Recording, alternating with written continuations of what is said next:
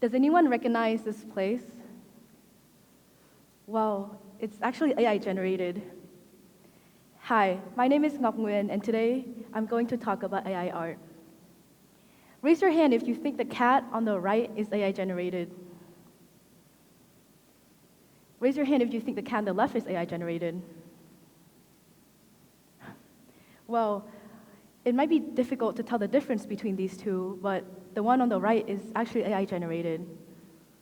You've probably seen those AI trends where you put a prompt into a generator and have them spit out a generally realistic image.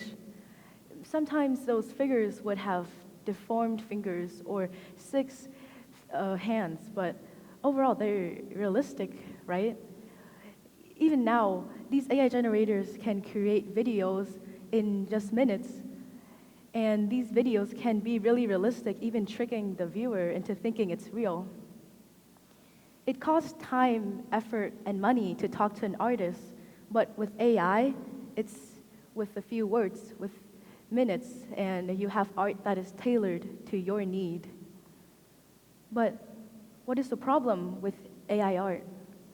AI art essentially uses artworks that are published onto the internet and use these data points to train their computer. And these artists have no idea what their art is being used for, and they have no control over what their art can be promoting. Additionally, these artists are not getting compensated for their work. This creates a problem of copyright and ethical issues later on. Additionally, what about the people that choose to not use AI? Is it ethical to them? In 2022, Jason Allen submitted this to Colorado Annual State Fair competition and won first place, and he had generated using Midjourney AI generator. And even though he had already disclosed that it was AI generated to the organizer, he still received a lot of backlash from people on the internet. People were mad that he won first place while there were so many other competitors that got second or third place that spent countless hours perfecting their drawing just to lose to him. This brings up a much debated topic. Is it fair to the people that decide to not use AI? Is it fair to the people that spent their tears and their sweat to finish their artwork and to lose to Jason Allen? As of now, AI art has been banned in many organizations, institutions, and competitions due to legal and copyright issues. But I don't think AI art should be deemed as something evil. Why? Inventions have always happened in art history, and they're always interconnected. There have been many technology advancements that changed the way we thought and did art. For instance, photography changed the way artists painted in the 1800s. Back then, they were hired by wealthy families to depict portraits for memory reasons or for documentation reasons. But after the invention of the camera, they thought that artists were no longer needed. However, after this era, Impressionism emerged, a new art era where broad brushstrokes were used, more stylistic choices, pastel colors, brighter colors were used. Art didn't just depict realism anymore, and it gravitated towards a more stylistic style. And this gave artists more freedom to explore their subjects and to fully express themselves. Digital art has also been a much debated topic. Ever since the 1920s, if you go on Reddit or Quora or any discussion thread, you'll see people debating if digital art is real art. They argue that because digital art has tools like redo, undo, layers, the lasso tool, that it's unfair to the people that do traditional art. However, digital art uses a completely different skill set than traditional art.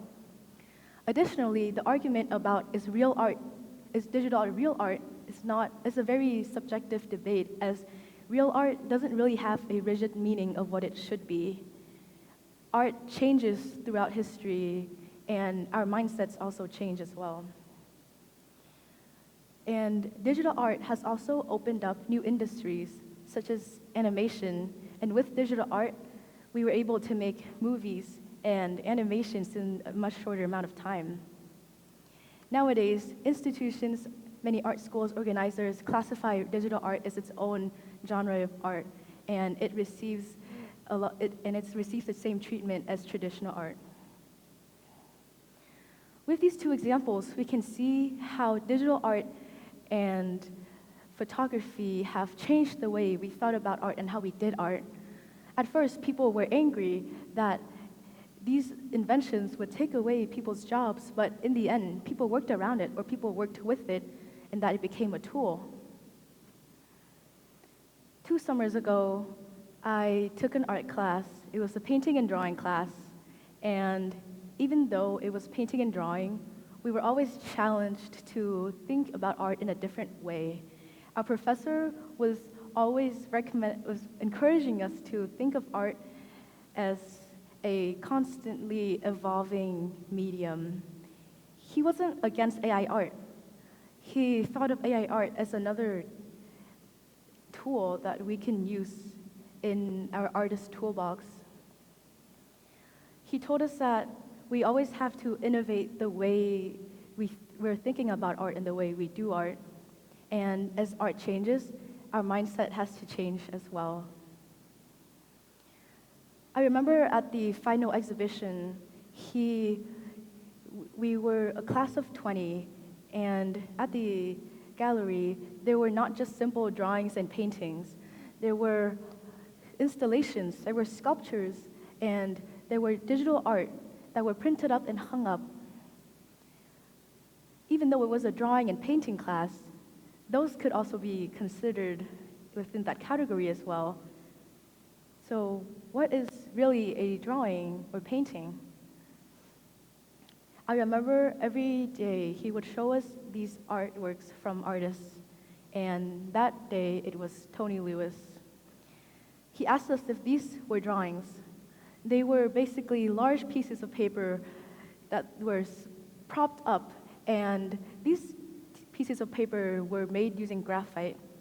Technically, a traditional painting and these sculptures are made of the same materials, but would you classify those sculptures as a drawing? This goes to show how the real art argument is truly subjective and nuanced, and the definition of art is always evolving and changing as more artists create work and more discussions are happening.